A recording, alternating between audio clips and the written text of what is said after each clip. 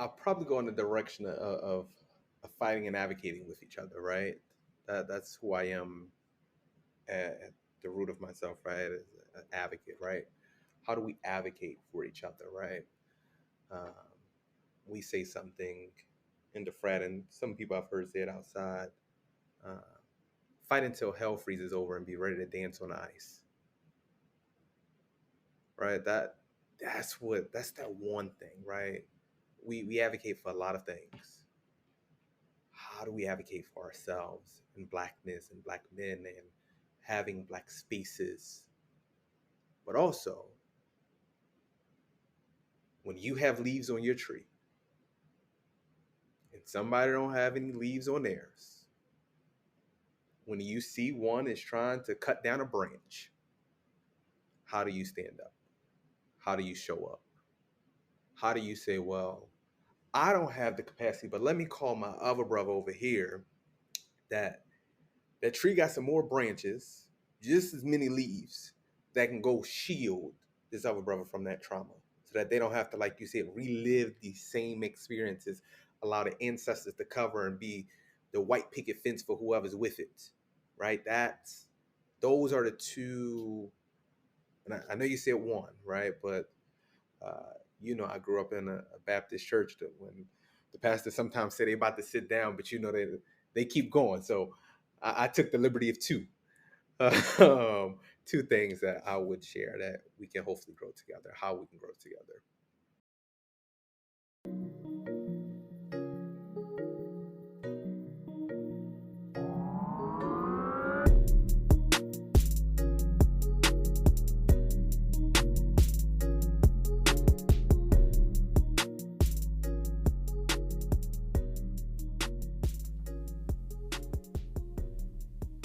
On this episode, I got the chance to sit down with Alpha Man, proud product of School District of Philadelphia, education advocate, and future black male educator, Tamir Harper. We sat down to discuss his journey in life and understanding himself, his path towards becoming an educator, and what it means to show up for your students. We sat down and unpacked imposter syndrome among our brothers in the black community, the unspoken language of black males, the trauma that is involved with discovery and embracing your blackness, and most importantly, how to advocate and stand up for one another as black men. Enjoy.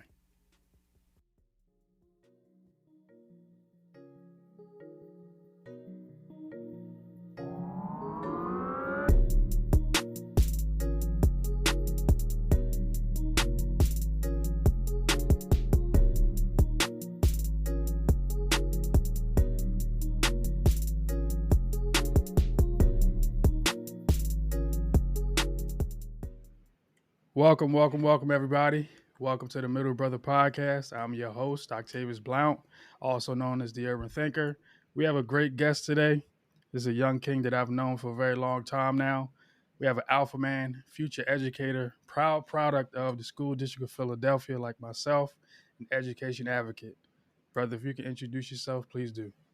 Yeah, first and foremost, thanks for having me, man. This has been a long time coming. I remember our in-depth conversations about you jumping into this work and Mm-hmm. creating a space not only for black men to speak, but for black men to vibe and listen and learn from each other. Uh, but yeah, long story short, you hit the main bullet points. But for those who I haven't met, I am a proud alpha man. Serving as the 61st Eastern Regional Assistant Vice President and General Officer for the Board of Directors for Alpha Phi Alpha Fraternity Incorporated, the first, let me make it clear, the first intercollegiate African American fraternity ever created. But beyond all of that, I'm a Southwest Philly native, proud product as our good brothers here at the School District of Philadelphia through the good, bad, and ugly. And we'll be teaching eighth grade students, eighth grade Okay. melanated students, Okay. Tell them social again. studies and English in West Philadelphia come August 29th. So I'm excited to be here as always, but through all of this, I'm hoping to learn and also share, right? Because this is an opportunity I say you had Elijah on here last time, man. That the impact that this is having is beyond imaginable. So I'm excited. Thanks, good brother. I appreciate you for saying that. We're just gonna jump right into the first question we got, brother. So what's one thing you love about being a black man? Oof. The universal head nod. And that's such a Thank you. cliche, right?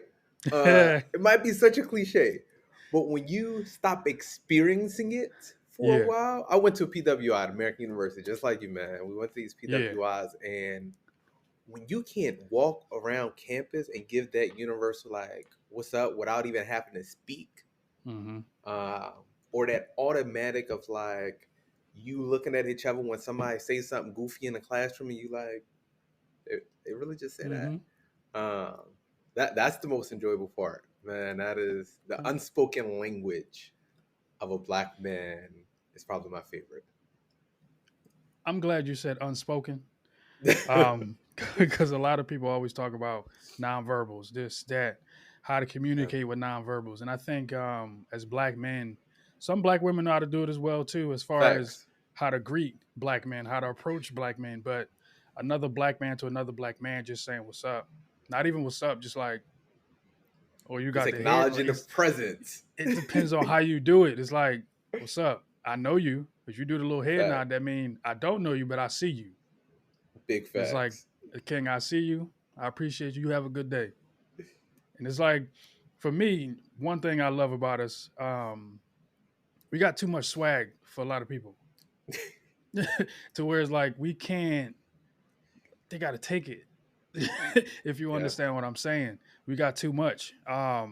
We're too smooth. We're too cool. We're too honest. We're too unapologetically facts. us. And I think that's one thing that I love about us. When it comes down to a point where you can say what you need to say and be done And keep on moving with and keep it moving. And I think when you're in a room, it's that mystery factor, that unique factor that we have. I know you said you went to a PWI. I went to one as well. And just that thought of, who is this? What is he gonna say? Does he know X, Y, and Z? Can he explain himself? Can he talk? And when you do those things, now what? it. But I know there's a couple things that I would love to just dive deep into with you, when it comes down to yourself, family, how you move in certain spaces. We're definitely going to get into Yeah. that. But we're going to go into the den with you. We're going to do discovery, exploration, and navigation.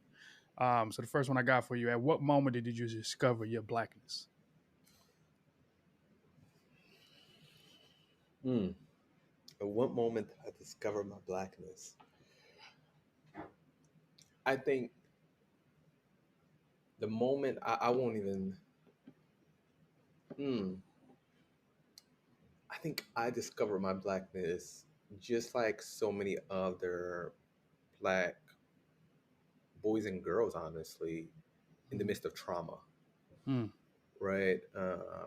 I still reflect back to being in West Philly on 53rd and Delancey, being upstairs when uh, the ruling that George Zimmerman wasn't going to jail, right? mm-hmm.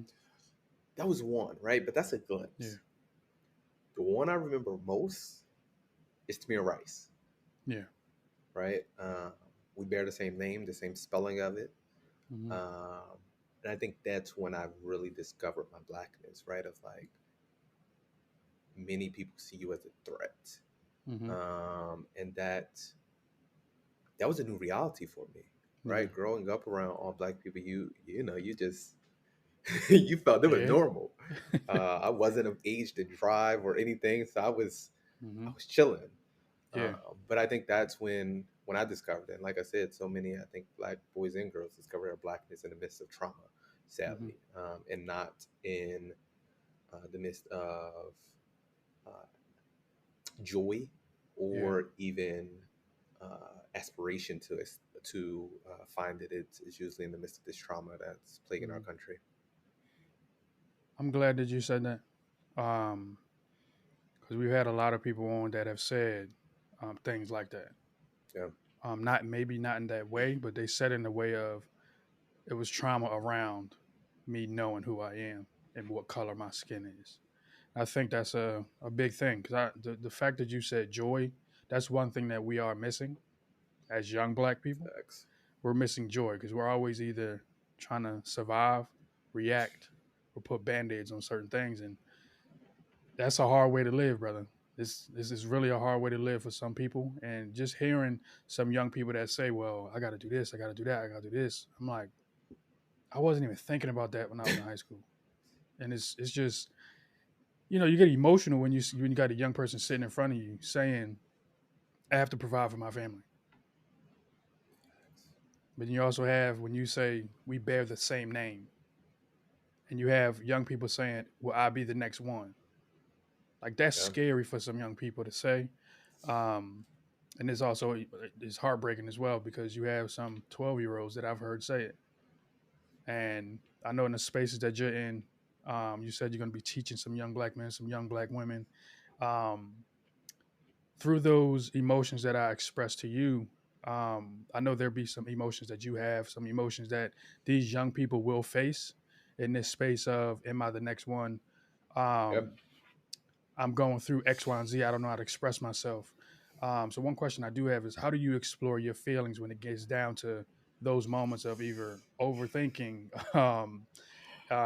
anxiety, or just depression, just those words that you hear people say all the time that some black men and women go through? Yeah, I think truthfully, I'm still learning that, right? Mm, I think I am in a space of figuring out what dealing with trauma, anxiety, anger, frustration, depression, all of the terms. What does it look like, feel like, and how do you navigate it, right? So yeah. uh, I do go to therapy every week. That is one thing that Hmm. has been a start for me, right? Of Yeah. going to a dope black male therapist Hmm. who understands uh, the trauma Hmm. that we experience as black men, but even more so, I would expand black men in urban cities Okay. um, in a different type situation. But also, I've I went for a run this morning, and I've also been feeling like being in a space of movement Mm. that is calm, relaxing. Went up the trail uh, with a guy who I usually try to run with because he keeps me going because he's way more fit, and I'm like, all right, I got to run this one more mile. Yeah. But it's also a space of being able to reflect and have conversations. And as I'm thinking, right, my biggest fear now is how do I ensure that the space that I'm going in as an educator, Hmm. while I bring those feelings, that I'm bringing my full self to the classroom, but also not inflicting more trauma on the students Yeah. and ensuring that they have a space to navigate and have their feelings, Hmm. uh, which is a new thing that I've never had to do before. Yeah. So it's a I'm sure there will be another shooting of an unarmed black man or Hmm. black woman. Um, so I gotta have to be prepared to navigate that, even with the anger I feel. How do I still show up for my students as Yeah. they are feeling that anger? Hmm. As we are seeing gun violence in Philly Yeah. run rapid, and I'm not even just gonna say Philly, across the country. Hmm. Um, how do I ensure that I am telling them that, hey, the city may not want to see you the next day, but I want to see you the next day. I Hmm. expect to see you the next day. Yeah. I expect when you leave my classroom Friday, when you come back on Monday, I want to see you in the same position, Hmm. being able to do the same things or more inside the classroom Monday morning. So, yeah, that was a lot, but it all Oh, comes you up when we good. talk about the feelings and exploring and dealing with all of those uh, things you've listed. Yeah. I think that's it's key. Um, we have a lot of brothers on that talked about therapy. They talked about running. They talked about getting in shape.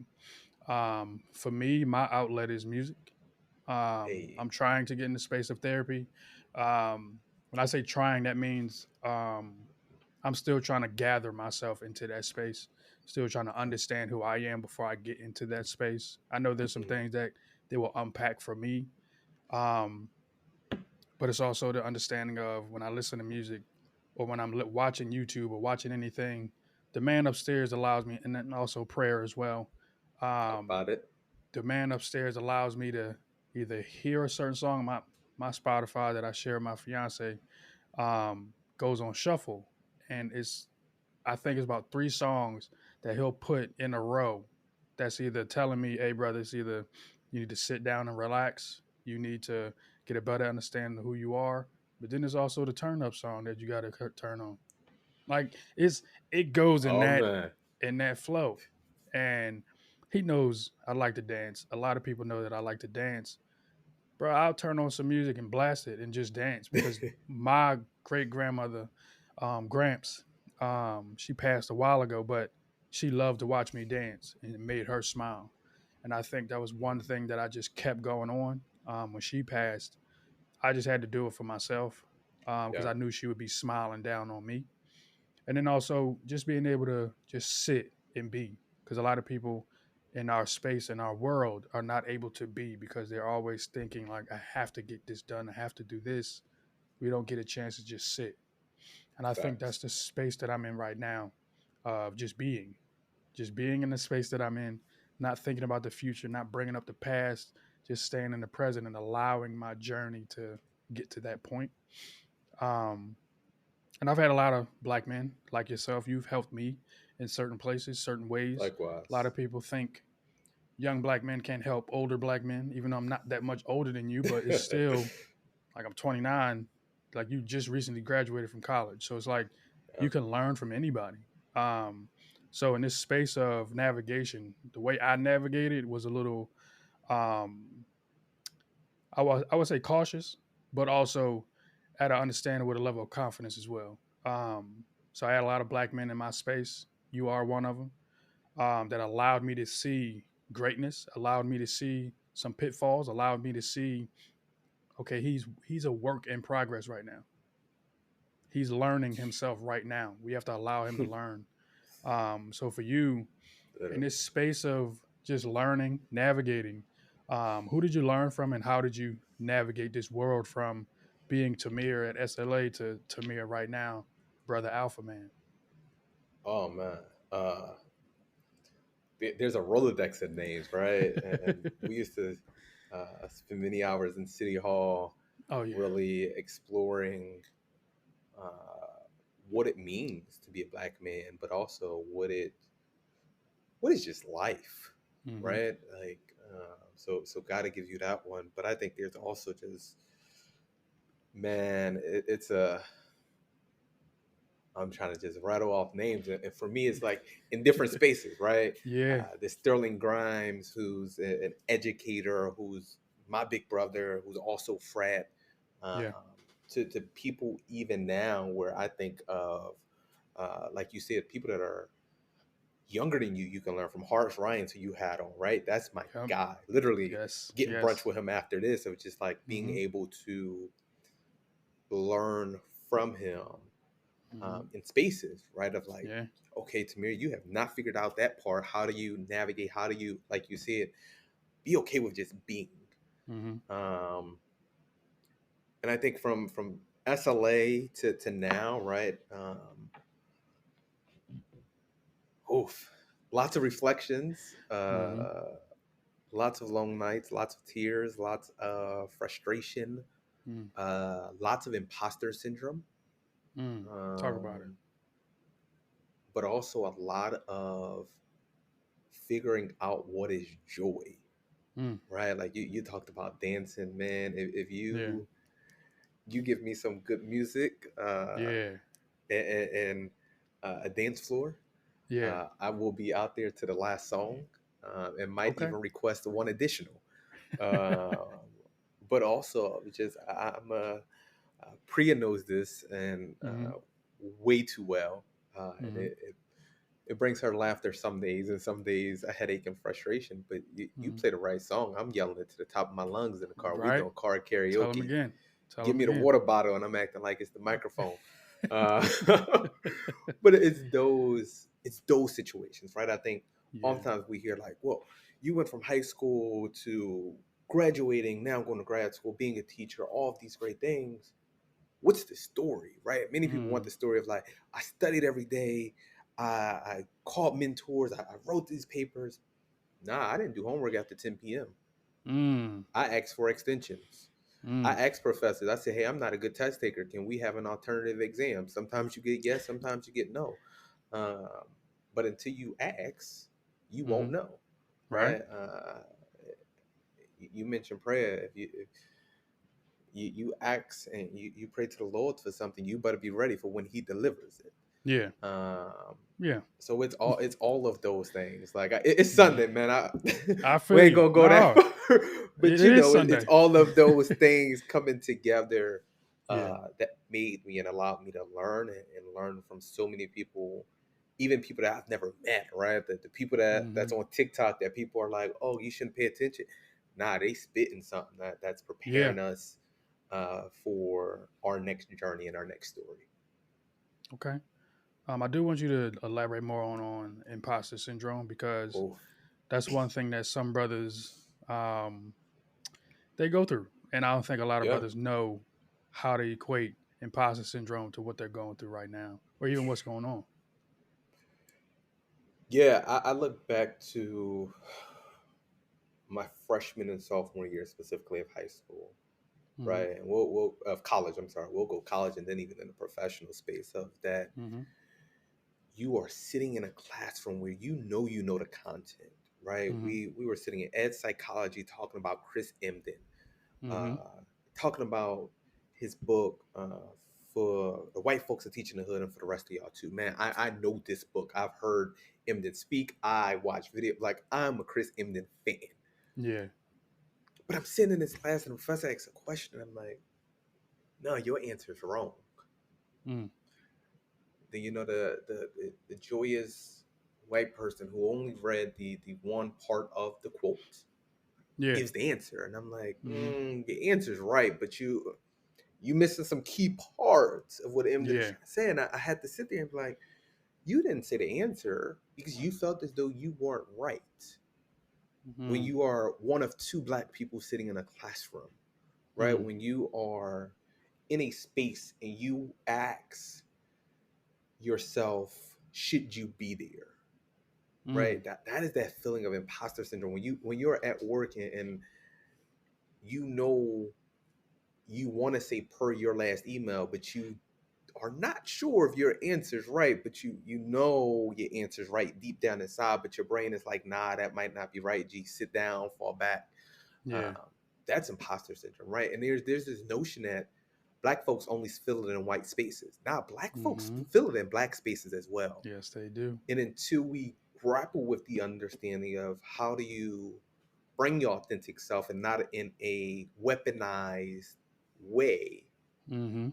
we're never going to move forward, right? And we're always going to have it. And I'm not going to sit here and say, oh, imposter syndrome is just going to go away, right? But we have to Mm-hmm. be confident and stand 10 toes down, Yeah. and remember the crown that we have on our head, and not allow folks to tilt the crown when they want to throw a dodgeball or throw a punch. We got to be understanding that in those situations, as G Herbo said, right, regardless if I do good or bad, I lay in my bed and say some other words, right?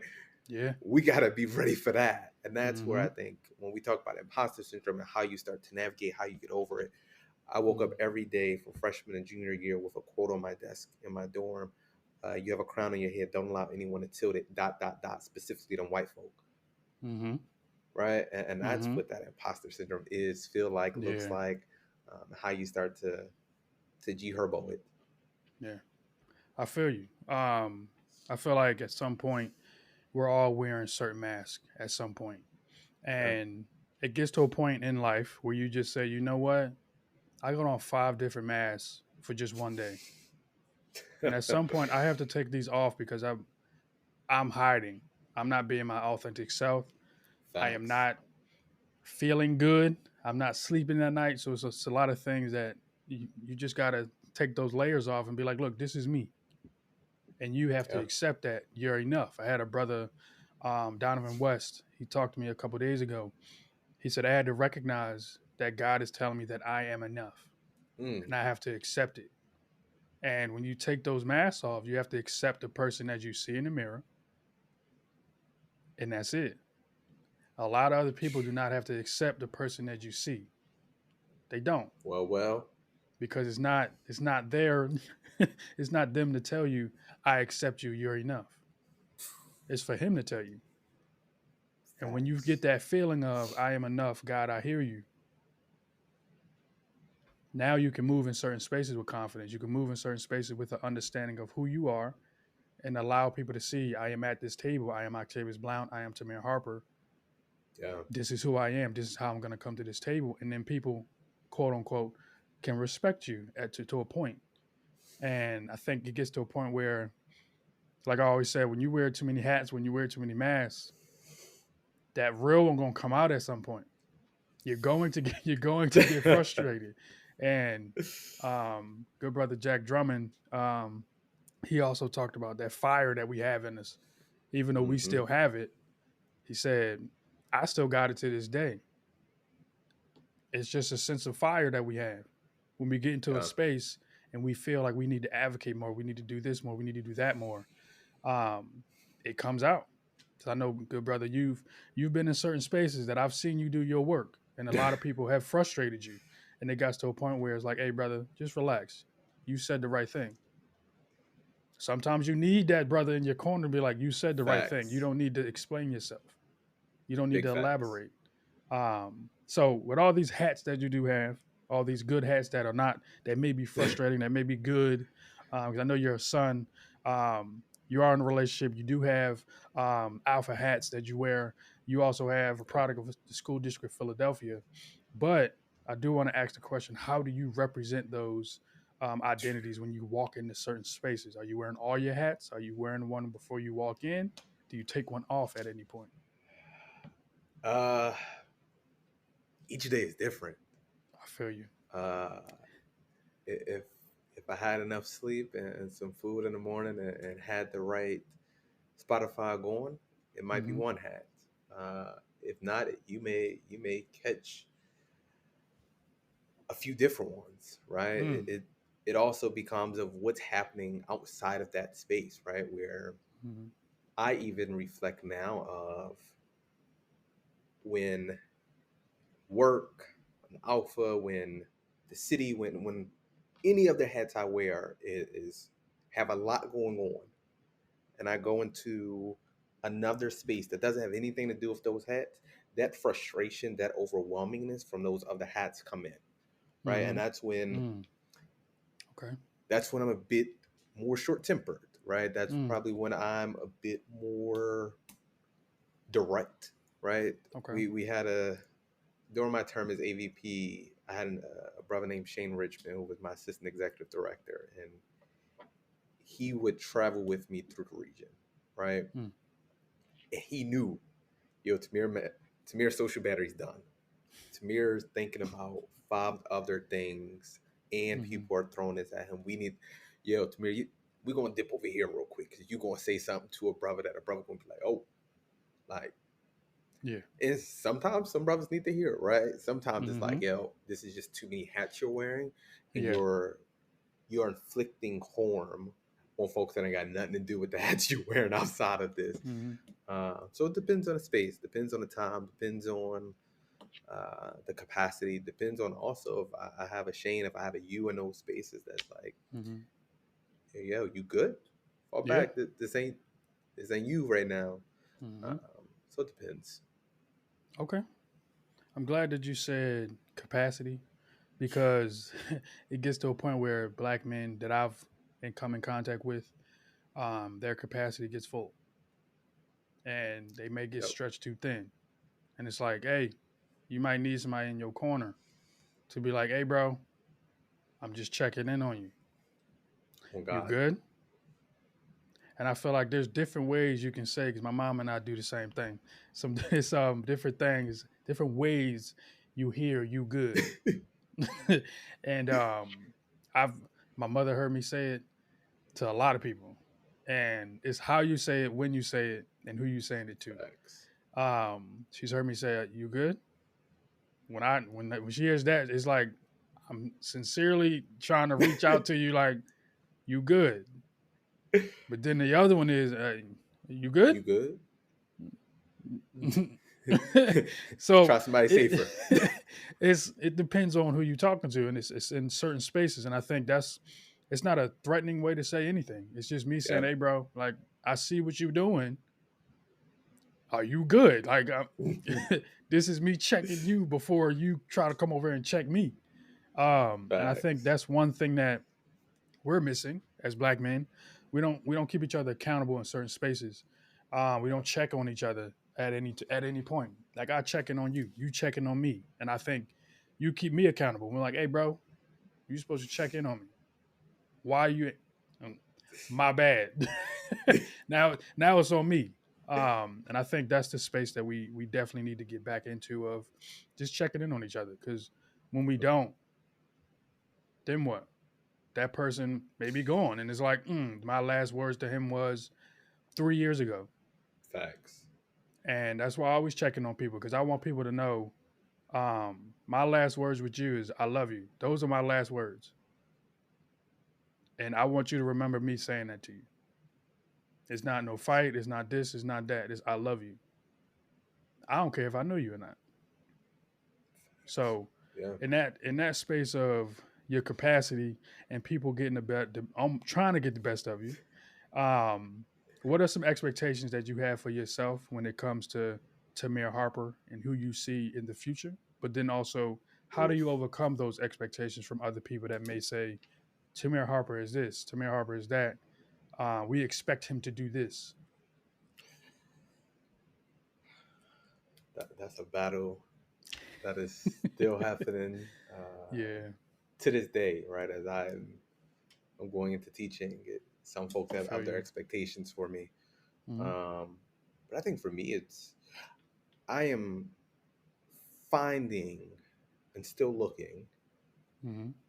for the only expectation is joy, Mm-hmm. happiness, right?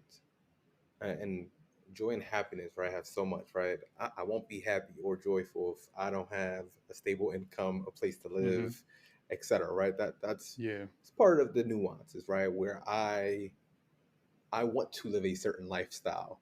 Mm-hmm. I know I have a lifestyle that I want to live because of the things I like to buy, Yeah. right? So that comes in the joyfulness and happiness, but also it's just like the the physical joyfulness, happiness, being able to Mm-hmm. run. And I shared with you before, like my dream is to one day be able to run a marathon, right? And Mm-hmm. work Mm-hmm. towards that. And um, but also just like, what does happiness look like outside of work, right? I think Yes. oftentimes we as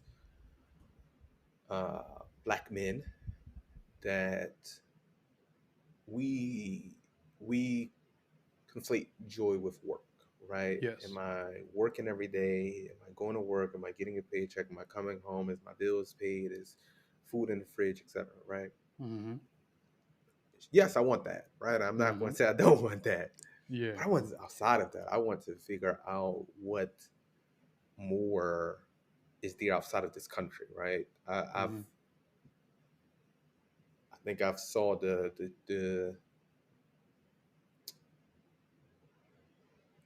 skin of this country, Mm. Okay.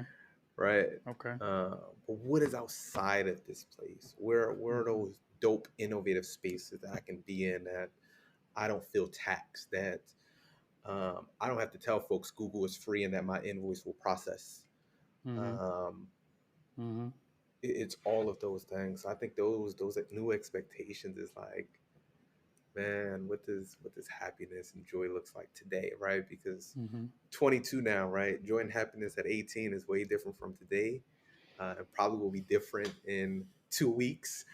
um, it might be Mm-hmm. that in 3 weeks that my only joy and happiness is I go to work every day, I go Yeah. home, I can take a nap, I eat, I watch a movie, I graze paper. Like, it changes every day. Like, Yeah. we're finding it each and every day for myself. Okay. I feel you on that. And it gets to a point where um your joy, like I said before, your joy comes with the journey. From what I'm Facts. seeing and what you just explained to me and what I'm hearing from you, it's going to be coming from the journey. So I appreciate you for allowing me to hear your potential journey and saying, I just want to be joyful in that journey. I don't have expectations for myself. I And don't, that's new. eh, That's new.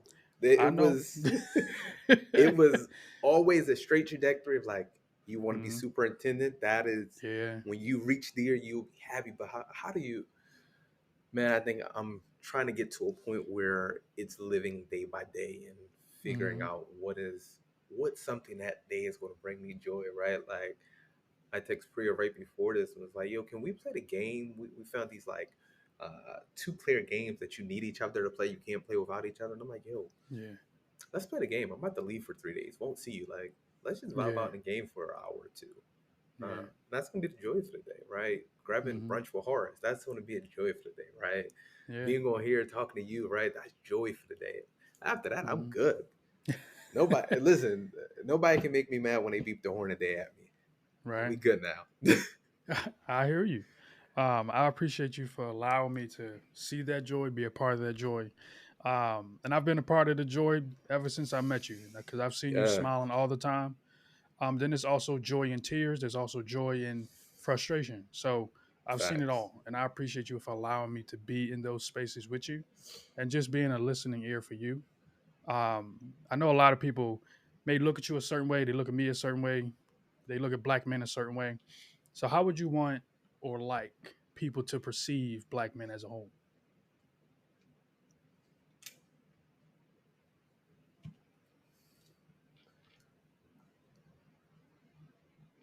Mm.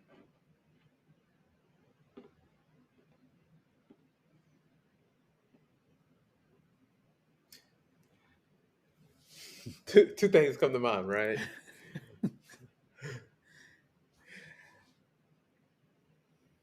The first one is it takes people to really look inside themselves, right, in a home or space or like their Mm-hmm. life.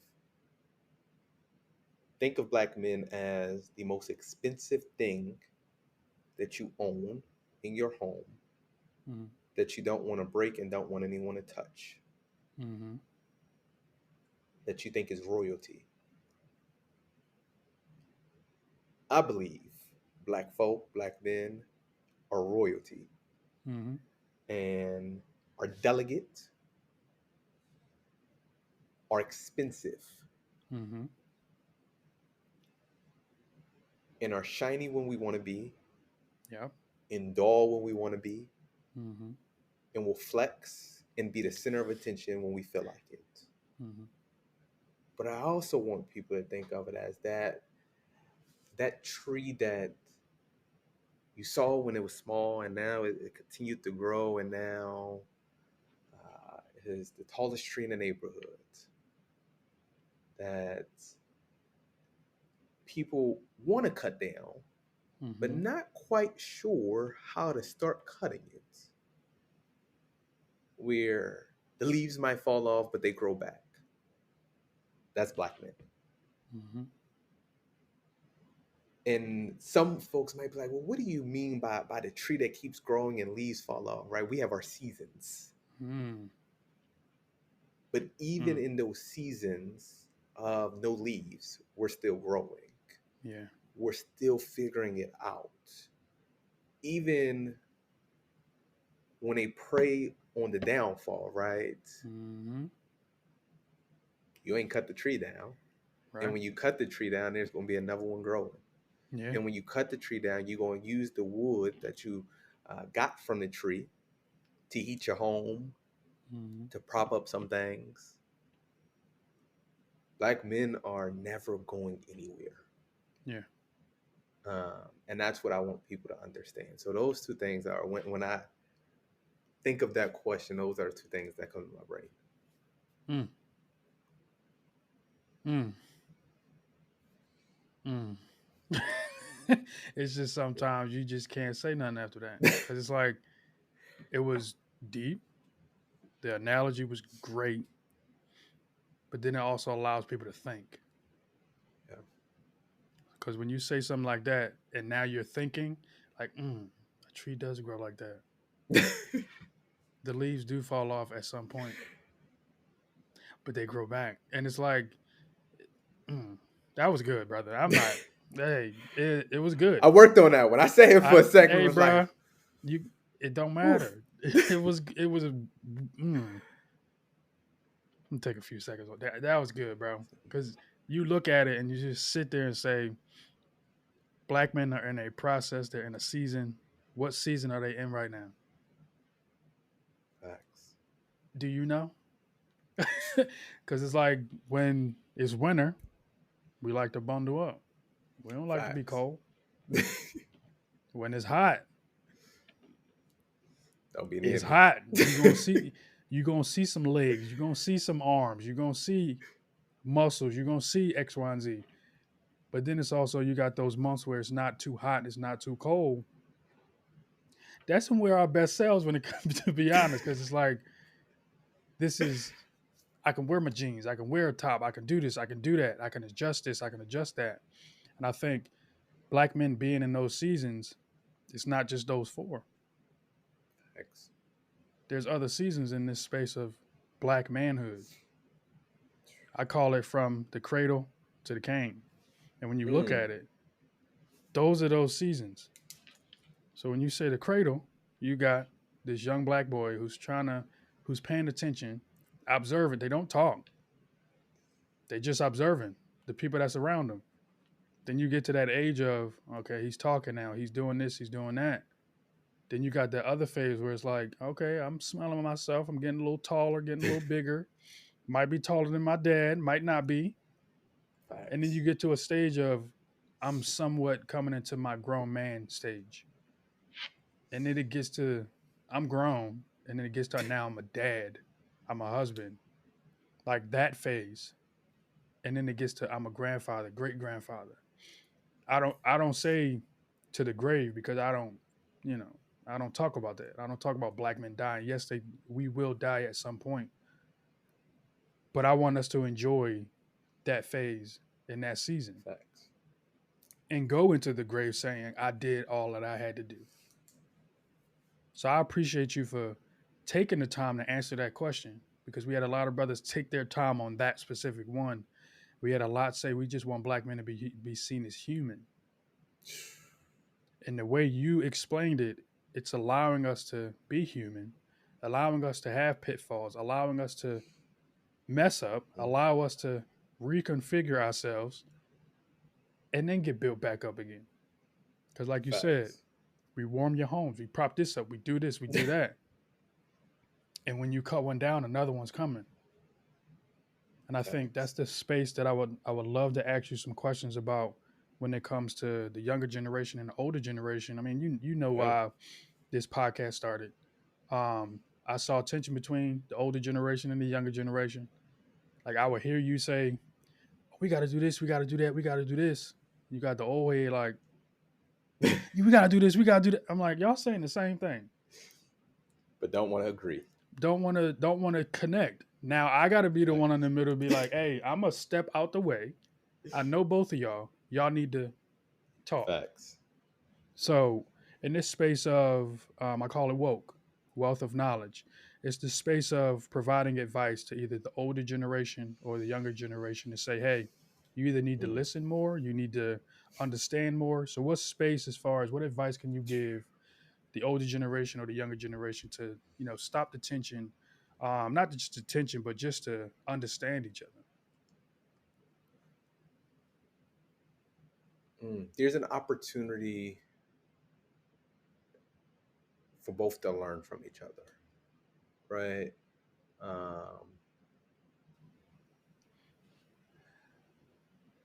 I probably would say to them is that I'm gonna use the our OGs that's using the cane, right, from cradle to cane. Yeah. You would listen to your grandchildren when they say something is wrong, when they feel hurt, right? You want to respond when they say I need some money or I'm hungry, right? Hmm. I want you to listen and respond to every young person with the same love, and care that you'll respond to your grandchildren or even your children. Yeah. For the younger folk like myself, it's sharing what we need and occupying a space of learning and sharing of knowledge. Because you can learn from the OG that's on the cane as they talk about the recession they experienced. And you can share what is happening today and what you're learning and how we mix those two together to move forward. Yeah. Right? You have to have a foundation, right? Staying in the house, you got to have the foundation, right? We couldn't build this house without a foundation, but then you needed the bricks, yeah, to make the levels. So let the older generation be that foundation. You be the brick, and let them be the cement that makes the brick go together. That's the piece of that. That's what I want the generations, and I still struggle with it. I'm not gonna lie. But that's the goal. That's the hope. That is the one thing I would share. Okay. I hear you. One thing I would like to add to that space, I've said a lot to some other brothers, even brothers that I know, some brothers that I don't know. Yeah. I said there will be a door. I have different doors that I express to other brothers. There will be doors that you come towards that are not for you, but you have the key. You have to open it. It's not for you to walk through. It's for you to allow them to walk through. Then there's some doors that you may go up to. You can see through. That's your door to go through. You can see right through it. It's a glass door. You can see what's ahead, but you can't open it yet. You're not ready for what's ahead yet. So go back, train, do what you got to do. And when you get to that door, somebody will be waiting for you to open it for you. Then you have the revolving door. That door where it's like, I like what's ahead, but let me come back because I still need to train some more. Let me go forward because now you get steps ahead. Then you have the other door that's closed, but you can't see anything. But there is a wedge in that door. Yeah. You may not be able to open it, but that young king, he's strong enough to rip that door open for you to go through. Facts. So from what you hear, from what I'm saying right now, is like we all need help at some point. Oh God. At some point, we all need some help. I said on other occasions too. We can all eat. We can all eat. We just have to know some tables are not for us. Some tables are for other people. This table right here is for me.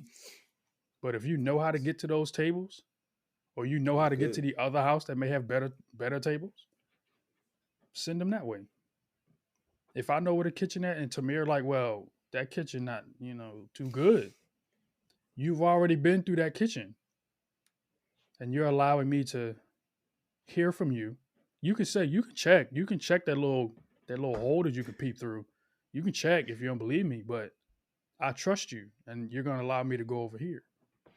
But then it's also, hey, that's not for you, bro. Like dead serious, you can say that's not for you. And I have to trust that. It's not. It may be somebody else's. You got the opportunity to connect with these people, do this and do that. That's not your lane. Young King, this is your lane. Come over here. You want to be an alpha? Well, I got 4 of them right here. So go talk to them. Because I got some people that said, oh, you should be an alpha. You should be a cap. I got family on both sides, bro. And it's like, okay, I could be in the middle. I love all y'all. I said, I'll make my own. How about that? How about that? Just make my own. And I can still love y'all. I appreciate you for saying what you said as far as the foundation, because the one thing I do want to add is you also got to have that roof over your head. That can be our ancestors putting that roof over our head to say, look, I'm going to block everything. You may experience some things, you may see some things, but some things I will block for you. And then those that are living in the house, those are the young people that we got to protect at some point, because we do have that white picket fence around this house. And we also got to remember it's a woman at Arcadia that I love dearly, Dr. Lowry. Um, she's hosted the Black Male Development Symposium. The man you see right now, besides my mother, I would say those two women are the ones that molded the person that you see right now. As far as black men, Dr. Mm, Lowry. As far as my confidence, my mother and my family and the pride that I have in my last name. But Dr. Lowry, she allowed us to get a better understanding of who we were and allowed us to be us. And I think for her, she always said, "There's some things you can let in, but not everything. There's some things that you can let facts. go outside the gate, but you also have to let them back in because some people we may Mm, forget and just say, hey, well, they gone, they got their money, they did this, they did that. Okay, you never heard of the prodigal son? Prodigal. I mean, I'm not gonna sit there and say something else, but I'm gonna just say prodigal daughter. Like you have some people that leave and have to figure some things out on their own, yeah, and then they come back like, look, this is what I've learned, this is what I've failed at. Now they're allowed to come back in the house and tell these young people, look, this is what's going on. Those are the spaces that we also need too, as far as allowing like yourself come into a space of some young people sit there and say, well, this is what I've been through. This is the trauma that I've seen as a black man. You may experience some, but I do not want you to. facts. So I appreciate you for allowing me, because I'm a visual learner, allowing me to see that foundation and allowing me to add our ancestors on top as far as the roof, and then that white picket fence may just be those What's blockers around that are the strong ones that's like, we here for whatever. it? Because We want all the sometimes you need smoke. them. Sometimes you need them. So we're going to move into this space of um, this question I ask every brother because it's something that's dear to me, that I just want to see more of us grow together as black men. So, what's one thing black males can do to grow together? I'll probably go in the direction of fighting and advocating with each other, right? That's who I am at the root of myself, right? As an advocate, right? How do we advocate for each other, right?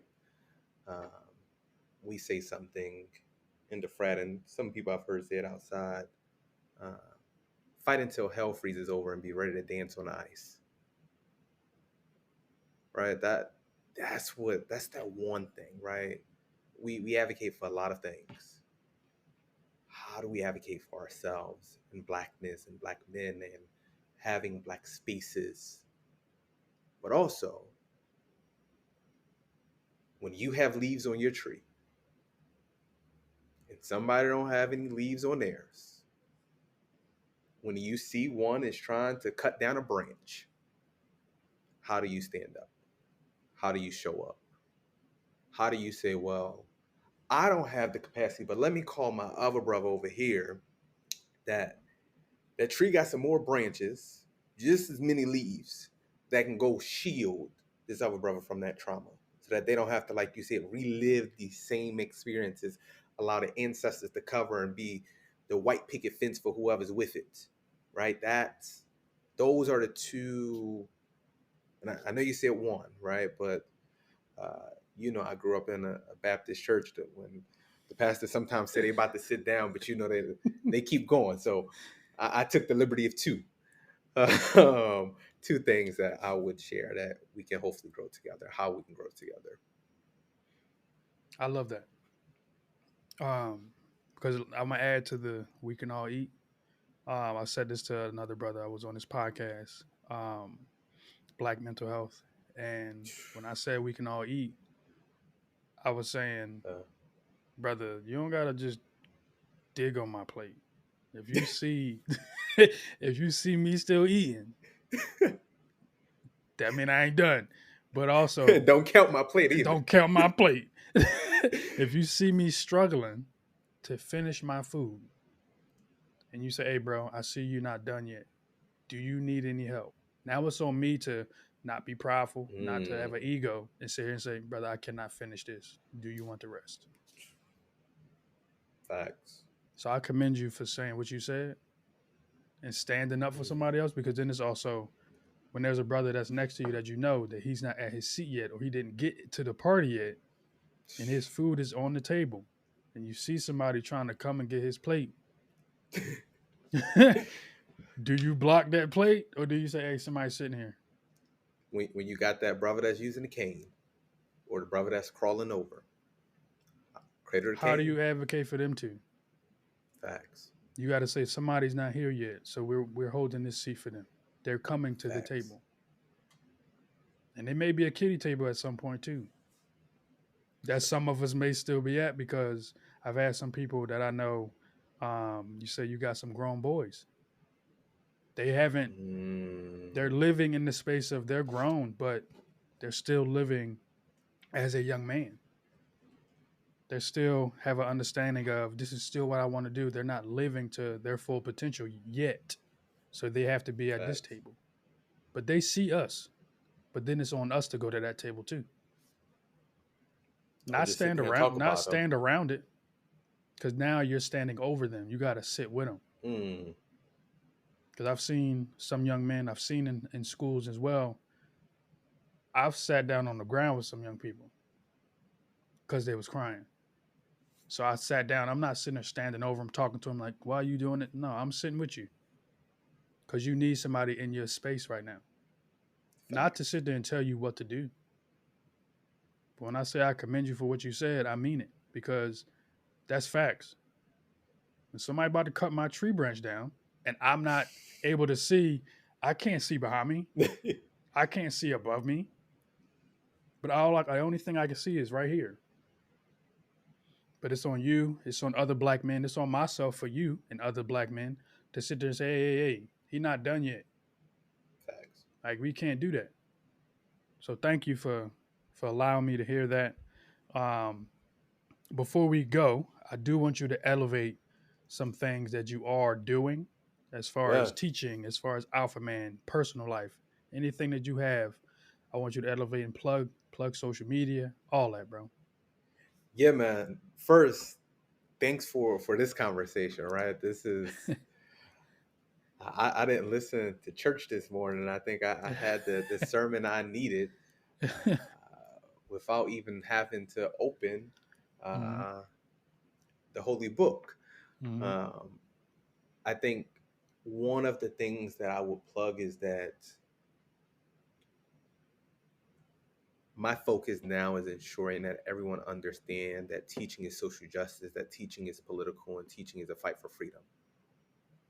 And any way I can support that work, right? Any way I can wear that hat, the hat that I enjoy wearing, right? That's a hat I enjoy wearing. When I'm excited to be in front of my students and they don't even know me yet, I am geeking out on reading lessons and planning with. It's a little crazy.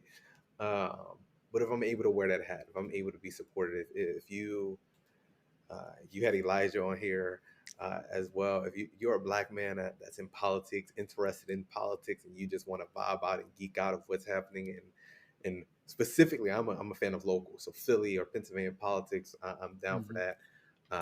My handles on all social media are my name, Tamir D. Harper. My website is tamirdharper.com. Email is tamirdharper@gmail.com. Socials are open for now, but I have been highly recommended to fit them on private as soon as I introduce myself to the student. So I won't have an Abbott Elementary moment. But nah, man, this is the joy. This is happiness. This is the space that we often don't have to elevate, listen, vibe, and highlight black men, right? If you don't know about the oldest and coldest and baddest fraternity of them all, I welcome a conversation with you. If you got questions about Divine Nine and what we doing, how we have impact, I'm open to that. We develop leaders. We promote brotherhood and love for all mankind. And that's the work we do, and that's the work I hope to embody as we move forward. So, good brother, it's been a good vibe, man. I can't wait to actually now listen back to this and remember everything I said. Because when you're in these spaces, you just go on. But nah, man, I appreciate you. No problem, brother. I appreciate you too. I want to thank everybody for listening, all the brothers that's out there that's listening, our black sisters that's listening as well. The best ways you can support your man as well, your brother, your father, uncle, friend. I do want you to follow us on Instagram and subscribe to our YouTube channel at Urban Thinker Media. And also go to our website at www.urbanthinkermedia.com. We have some projects that are coming up soon. Tamir may be a part of some. He doesn't know that yet, but he knows that now. He knows I love this brother. And we'll see you all next time with another brother here on the Middle Brother Podcast. Peace.